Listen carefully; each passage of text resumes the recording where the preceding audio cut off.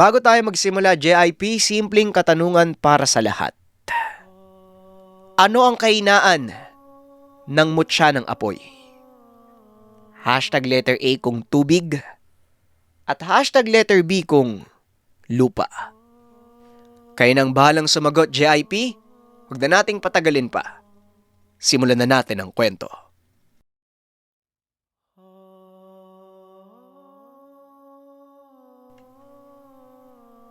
Tinignan ni Basti ang direksyon kung saan nakaturo ang duwende. Sobrang layo at napapalibutan ng makapal na ulap. Magtatanong pa sana, ngunit nang lingunin niya ang mga maliliit na nilalang, biglang dumilim ang buong lugar. Nakaramdam ng lamig si Basti sa katawan at laking gulat nang makita na nakalublob ang mga paa sa tubig. Tumingin siya sa buong lugar. Humahangos at kita sa mata ang pagkataranta. Bumalik na siya sa realidad at nasa gitna siya ng bukal. Madilim na kaya hindi nakita ni Basti ang gilid ng bukal. Hanggang sa makarinig ito ng pagtawag sa pangalan niya, umeko ang boses ni Pugoy. Sumagot si Basti at sinabing naroon siya sa bukal. Pero walang sumagot sa kanya. Sa halip, napalitan ito ng dagungdong sa lupa at nakakakilabot na boses na parang malaking halimaw. Nagtayuan ang mga balahibo ni Basti. Nagmamadali siyang umalis ng tubig. Nang makarating sa tabi ay napatakbo si Basti at bumangga pa sa mga puno. Nakita niyang tumatakbo din pa itaas si Pugoy. Hinahataw ang latigo sa hindi malamang direksyon. Nang maabutan ni Basti, nagtaka siya kung bakit hindi niya makita ang malaking elemento. Si Tandang Ogwe naman, nakatago sa malaking bato at balisa ang muka. "Saan ka ba nanggaling, Basti? Kanina ka pa namin hinahanap. Kakatawag namin sa pangalan mo. Nabati namin yung halimaw. Ang problema, hindi ko makita." Wika ni Pugoy. Hindi nagsalita si Basti. Pinagmasdan niya ang gumagalaw na puno at mga damo. Ilang di pa lang ang layo ni Pugoy sa nilalang.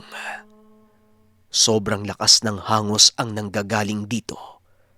Hanggang sa nakita niya si Raya. "Makinig ka sa akin, Basti. Huwag kang gagawa ng ingay. Kung sakaling magtangka kang atakihin ng gawi-gawin, bulag yan at pandinig lang ang ginagamit para makakita. Hindi ka na dapat pumunta. Hinantay mo na lang sana kung makabalik." Wika ni Raya. Hindi nakagalaw si Basti. Unti-unting ginilid ang mga mata. Nasa tabi niya ang diwatang lola. "Pasensya na po kayo. Nagkaroon lang po ng problema sa amin eh. May kinalaman na mga engkanto ayon kay Mang Ismael. At saka, nag-aalala po ako sa inyo eh." Tugon ni Basti. Lahat ng dapat gawin, hindi kailangan maging marahas. Naipaliwanag ko na ito noon. Pero bueno, narito ka na. Harapin mo na ang gawi-gawin. Hindi ko pwedeng gamitin ang kapangyarihan ko sa kanya. Nakaposas ang puwersa ko sa mga kauri ko. Gamitin mo ang pakiramdam mo, Basti. Kagaya ng ginagawa ng gawi-gawin. Kapag narinig mo na ang sariling pagtibok ng puso, gumagana na ang malakas na enerhiya na galing sa baston.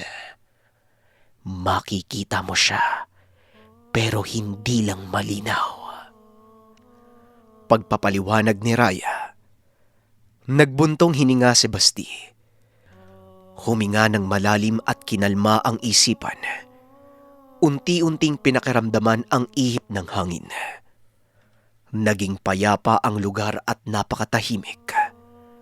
Narinig niya ang pagtibok ng puso. Pagtingin ng binata sa baston, may usok na kulay berde na umiikot dito parang likidong nakakalason. Hinawakan ni Basti ang suot na mutya at pag-angat ng tingin, nakita niya ang anino ng napakalaking elemento. Pormang tao, malaki ang kamay at may hawak na malaking punong kahoy. Sa kabilang banda ay nakikita niya si Pugoy. Tumatagos ang tingin niya sa elemento patungo sa kasama. Itinaas ni Basti ang kamay. Kinawayan si Pugoy. Ang ibig sabihin ay huwag gagalaw sa kanyang pwesto.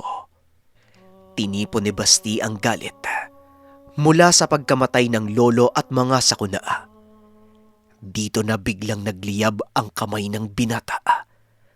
Nakita niya ang naghahalong apoy na kulay pula at dilaw, kasama ang usok na mula sa baston. Naglakad ng dahan-dahan ng binata. Maingat na humahakbang at iniiwasang makatapak ng kahit anong maglilikha ng ingay. Hanggang sa nakita niyang tila binababa ng gawi-gawin ang ulo, narinig niya ang pagsinghot nito. Napapikit ang mata ng binata dahil bukod sa napakabaho, may kasama pa itong alikabok. Hanggang sa matansya niya ang distansya, matatamaan niya ang nilalang kung sakaling susugod. Marahan siyang dumapa, bumuelo ng pagtalon at malakas na paghataw gamit ang sabay na baston at mutya ng apoy. Lumundag ang binata. Saktong napayuko ang nilalang at pinalo niya ito sa ulo. Maniwala man kayo o hindi, pagtama ng baston, nagliyab ang mukha ng nilalang at nakita ni Basti ang itsura nito. May malalaking bukol at bigote. Yung mga mata ay maitim na parang walang laman. Sumigaw ang nilalang. Nakakabingi ang tinig nito. Bumagsak sa lupa at napatalon si Pugoy dahil bahagyang lumindol. Nang mga sandaling ito, nakikita ni Basti ang pamimilipit ng nilalang habang hawak ang mukhang umaapoy. Narinig niya ang boses ni Raya. Ang sabi nito ay patayin na ang gawi-gawin. Tumango si Basti. Tumakbo at tumalon sa bandang dibdib ng halimaw. Tinarak niya ang baston at umungol ang gawi-gawin. Ilang sandali lang ay bumagsak na ito at binawian ng buhay. Nalaglag si Basti sa lupa nang maglaho ang nilalang. Nakakatakot naman pala yung itsura. Tama lang na hindi ko siya nakita. Siguradong matataranta ako at tatakbo kapag nagkaganon. Wika ni Pugoy. Teka, sandali lang. Nasaan si Lola Raya? Tanong ng binata. Hoy, sinong kausap mo, Basti? Nandyan pa ba yung gawi-gawin? Wika ni Pugoy. Hindi nagpapakita ang diwata maliban kay Basti. Sinabihan na lang niya si Pugoy na nakausap niya si Raya. Tama ba ang narinig ko, Apo? Tinawag mo kong Raya.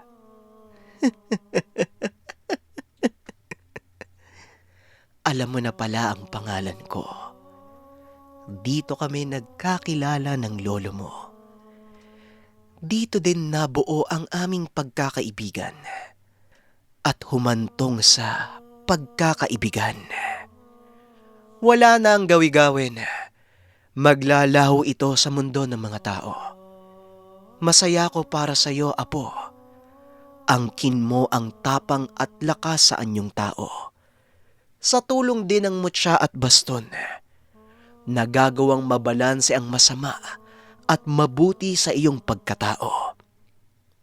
Palapitin mo ang kaibigan mo sa akin at aalis na tayo sa lugar. Wika ng kanyang lola. Ano po, aalis na tayo? Paano po yung matandang yun? Pwede po ba natin siyang tulungan? Tinangay po ng kauri niyo yung 2 anak niya. Buhay pa daw po At ang sabi, masayang naninirahan sa mundo ng mga engkanto. Tugon ni Basti. Maraming nakulong sa mundo namin at gawa ito ng isa sa mga tagapagbantay ng lagusan. Ginagawang alipin ng mga tao, minamanipula ang isipan upang maging masaya kahit kalungkutan ang totoong nadadama. Pagpapaliwanag ni Raya. Teka, sandali nga lang po. Di ba hindi pwedeng makipag-ugnayan ng tao sa inyo? Paano naman po nangyari yun? Tanong ng binata. Ginagawang alipin, Basti, hindi kinakasama. Isang proseso para hindi isiping nakikipag-ugnayan sa tao. Kung tutuusin, inaasawa ang mga tao ng kauri namin, pero alipin ang tawag nila dito. Gawain ng mga mapanlamang na kauri ko. Ang problema, Apo, walang batas na kikilatis sa mga pamamaraang ito. Sinasang-ayunan lang ito ng mga engkanto. Maliban na lang kung iibig ka talaga sa isang tao at lantaran nito. Sinubukan kong gawin kay Carlito, pero naaawa ko sa kanya. At bukod doon, hindi ko maipaparamdam sa kanya ang totoong pag-ibig sa mundo namin. Sa halip, parang hayop na utusan. Nakukuha mo naman siguro ang ibig kong sabihin, Apo. Pagpapaliwanag ng Diwata. Yung mga anak po ni Tandang Ogwen, ano pong pwedeng gawin para maibalik sila sa realidad? Tanong ni Basti. Ang sabi ng Diwata ay mahirap. Dumaan na sa proseso ng pagmamanipula. Haharap sa desisyon ng isang tao kapag nakapasok sa lugar. Desisyon sa pagpili ng dalawang bagay. Maaring ginto at pilak. May pagkain din. At kapag nakapili ng mali, hindi ka na makakabalik pa sa mundo ng tao. Ang problema kung ano ang pinakagusto ng tao, yun ang inilalagay ng engkanto bilang bitag upang makulong. Sino ba namang pipili ng pilak kung ikukumpara sa ginto?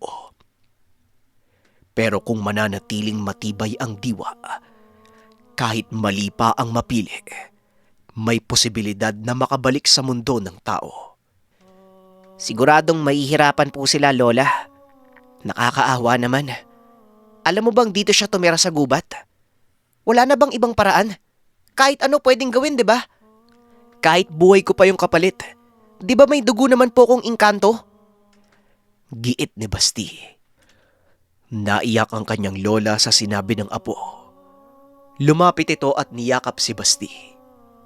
Ang sabi nito ay napakabuti ng kalooban ng binata. Pinapahanga mo ko, Apo. Mahal mo ko at mahal mo din ang mga tao. Ikaw ang magpapabalik sa kanila, Apo. Basti, ikaw ang pumapagitan sa mundo namin at mundo ng mga tao. Kaya mong baguhin ang takbo ng magkabilang panig. Ganito ang gawin mo. Puntahan mo mag-isa ang tuktok ng bundok. Harapin mo ang bantay.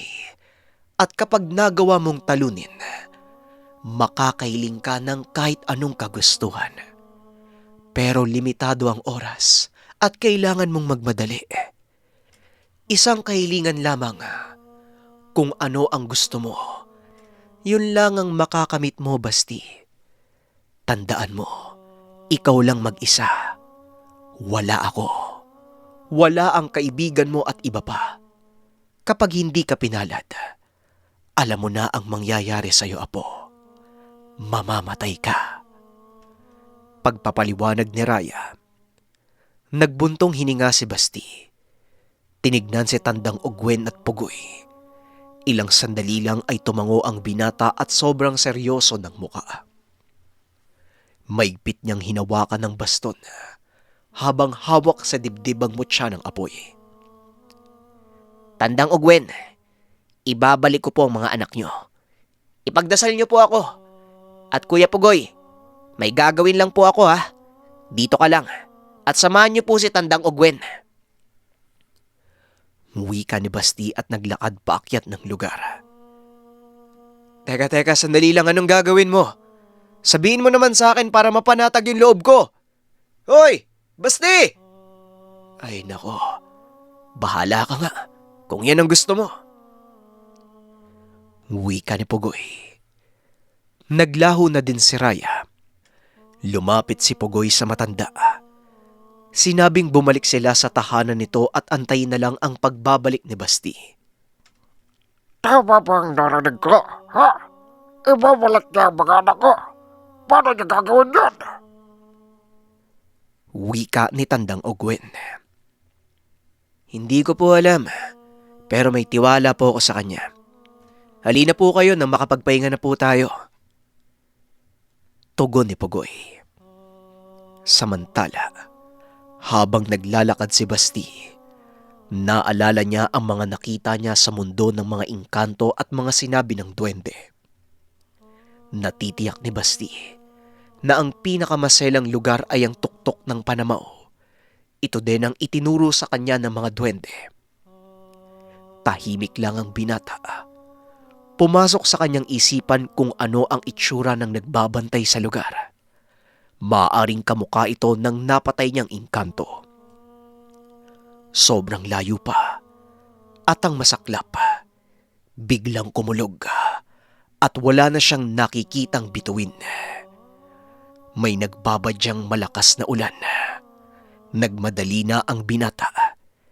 Hinahampas ang baston sa harapan, pangdepensa kung sakaling may biglang aatake. Hanggang sa bumuhos na ang ulan. Bagaman napakahirap para kay Basti, pero sobrang sarap sa pakiramdam ng binata. Parang nawala ang init ng katawan. Nawala din ang pagod. Naging payapa ang isipan at nawala ang tensyon. Ilang sandali pa ay napahinto si Basti. May napansin siyang mabilis na sumulpot sa harapan. Nagtatago ito sa makapal na damo. Marahang kumilos si Basti. Umikot pababa at nakita niya ang isang nilalang. Hindi engkanto, kung hindi isang aswang. Ano bang ginagawa ng aswang dito? At saka sa ganitong panahon umuulan pa. Akala ko kung anong hayop lang eh. Ay nako. Wika ni Basti sa sarili. Paglapit niya sa aswang ay bigla itong nawala. Tumingin siya sa lugar habang sinasabing wag siyang gambalain. May kakaharapin ako, kaya wag na kayong gumatong. Wika ng binata. Hanggang sa hindi niya namalayang nasa itaas ito ng puno. Nilundagan si Basti. Pumatong ang aswang sa kanyang likuran. Dahilan para gumulong paibaba ang binata. Nahila ni Basti ang kamay. Dinakma ang muka at inuntog sa lupa. Wala akong magagawa kung yan ang gusto mo. Sino ka ba? Napaka-perwisyo. Wika ni Basti pero hindi sumasagot ang aswang. Kinalmot ang binata sa muka. Nasugatan niya ito ngunit nagtaka ang binata kung bakit. Tinablan siya ng kalmot ng nilalang. Matagal ko nang iniintay yung pagkakataong to. Ang mawalan ng bisa ang poder mo. Nagtataka ka kung paano hindi ba? Wala ang depensa ng mutya ng apoy. Wika ng aswang. Nagulat si Basti sa mga sinabi nito. Kaya pala tinablan siya. Ngayon niya lang nalaman na hindi gumagana ang mutya ng apoy kapag basa. Pero hindi natinag ang binata. Meron pa siyang baston na pwedeng gamitin. Inipit niya ang leeg ng aswang. Idiniin sa lupa gamit ang baston. Oo, tama ka. Pero hindi mo ginagamit ang utak mo. Ito ang nararapat sa'yo. Wika ng binata. Inangat niya ang gamit at itinarak sa dibdib ng aswang. Kita ang panlalaki sa mga mata ng elemento. Nagliwanag ang baston at lumabas ang berdeng usok habang nakatarak sa dibdib.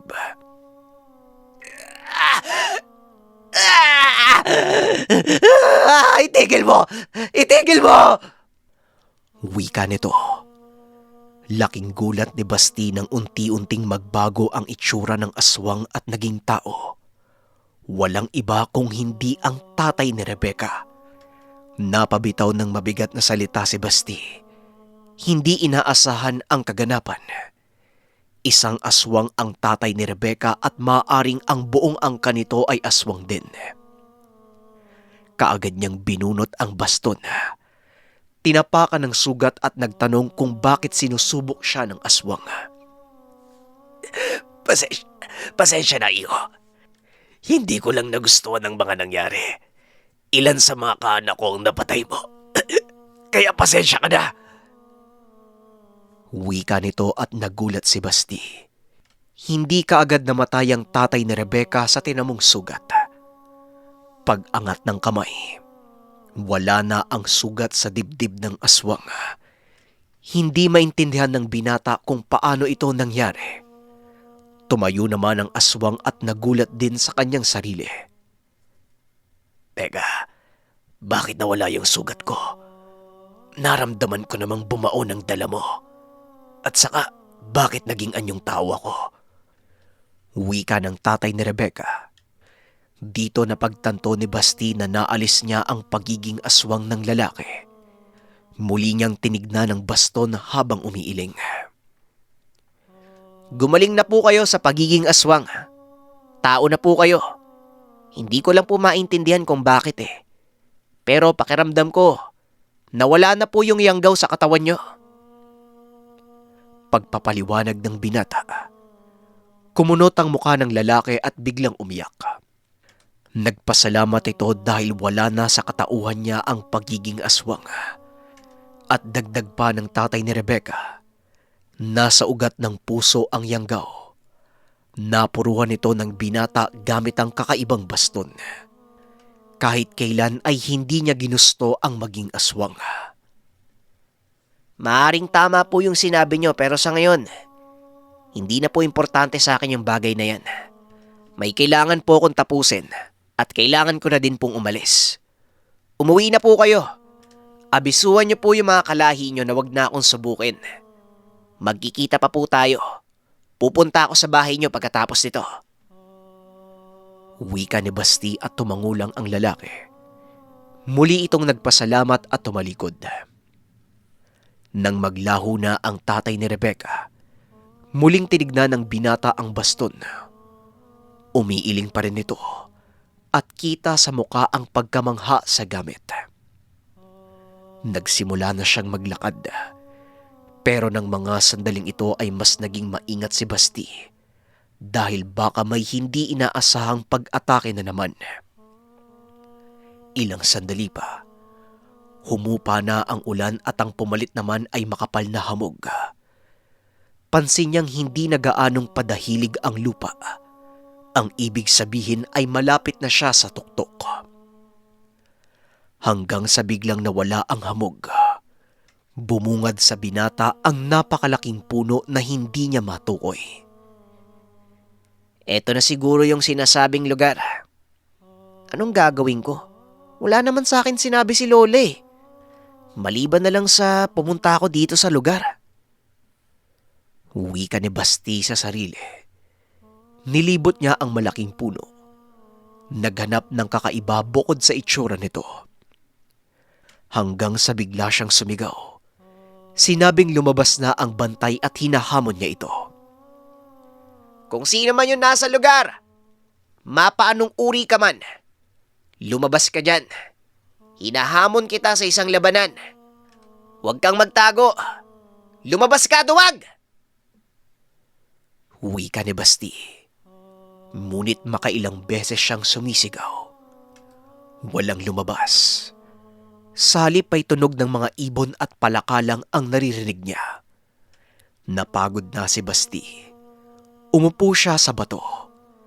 Tinarak ang baston sa lupa. Biglang may lumabas na mga insekto at pinalibutan ng binata. mga alupihan, gagamba, langaw at marami pang iba. Korteng pabilog at nasa gitna si Basti. Sobrang nagtaka ang binata at hindi niya maintindihan kung ano ang nagaganap. Istorbo ka. Isang pahiwatig ba ng paghamon ng pagtarak mo sa baston ni Raya sa lupa ko? Kung ganon, tinatanggap ko ang hamon mo. Wika ng nilalang sa hindi malamang direksyon. Nagpalinga-linga si Basti. Walang lumitaw na engkanto. Salip ay yabag lang sa lupa at paparating sa kanya. Ilang sandali pa ay tumayo na si Basti. Kasabay ng pagbunot ng baston ay ang pagpulasan ng mga insekto. Ito lang pala yung makakapagpalabas sa'yo. Magpakita ka sa akin. Huwag kang magtago sa sabulag. Makikita mo talaga ako. Hindi ako lumalaban ng hindi patas. Pero sinisigurado ko sa iyong hindi mo ito magugustuhan. Tugon ng elemento. Nagsiangatan ang mga dahon mula sa lupa at biglang sumabog. Lumitaw ang elemento sa hindi kalayuan. Kitang-kita ni Basti ang itsura kahit madilim ang lugar. Nagulat siya dahil hindi kamukha nung napatay niyang engkanto. Hindi din katulad ng makapasok siya sa kabilang dimensyon. Sadyang kakaiba at mas nakakakilabot kung ikukumpara sa gawi-gawin. Posturang tao, pero ang ulo nito ay pabilog na may malaking mata. Halos sakupin na ang buong muka. Ang bibig ay nasa ibaba ng leeg. Walang tenga. Mahaba ang kamay at paa. Makisig din ang pangangatawan. Total, ikaw ang nanghamon. Sundin mo ang kagustuhan ko. Kailangan mo kong harapin ng wala ang baston. Tibay sa katawan ng basihan. Kung ano ang dala mo sa mundo ng mga tao, yun lang ang gagamitin mo dito. At ganun din ako. Kung sino ang unang tutumba, siya ang matatalo. Kapag ikaw ang natalo, magiging alipin kita. Maraming salamat sa pakikinig ng kwento, JIP. Nakakamanghalang talaga yung kwento na to, ano? Kasi nakikita natin yung ugnayan ng kalikasan sa tao at ugnayan ng tao sa kalikasan. Lalong-lalo na doon sa part na umulan tapos hindi na gumagana yung mutya ng apoy. Nakikita natin kung paanong pinapakalma ng tubig ang apoy. At kagaya ng sinabi ko kahit paulit-ulit, ganun din sa pag-uugali ng tao. Kapag masyado tayong nag-aapoy, baka kailangan lang nating uminom ng tubig para kumalma. Maraming salamat sa pakikinig ng ating kwento, JIP. Abangan natin ang susunod na istorya. Paalam.